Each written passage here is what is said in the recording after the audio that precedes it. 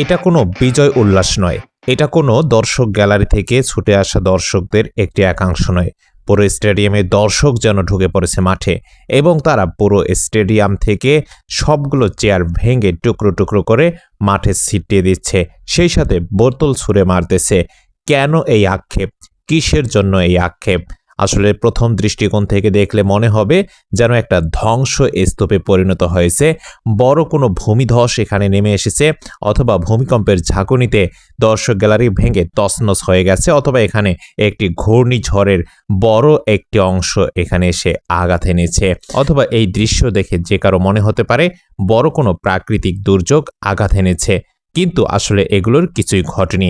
যা ঘটেছে তা ক্ষুব্ধ দর্শক সমর্থকদের মাধ্যমেই ঘটেছে।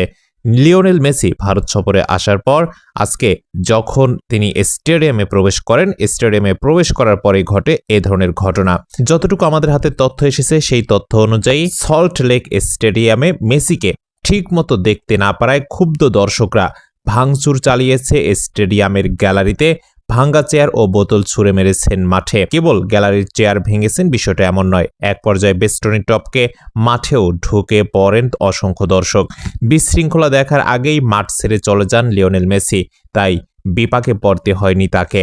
ভারতের সংবাদ মাধ্যমের খবর অনুযায়ী ভারতের স্থানীয় সময় 11টায় মেসির গাড়ি সল্টলেকে প্রবেশ করার পরপরই তাকে ঘিরে ফেলে বেশ কিছু মানুষ। গ্যালারির দর্শকরা অপেক্ষা করেও ঠিকমতো দেখতে না পেয়ে স্লোগান দিতে থাকে উই ওয়ান্ট মেসি। জয়েন্ট স্ক্রিনে মেসিকে দেখা গেল 70 থেকে 80 জনের মতো মানুষ মেসির চারপাশে ঘিরে থাকায় সেখানেও ভালোভাবে দেখা যাচ্ছিল না মেসিকে।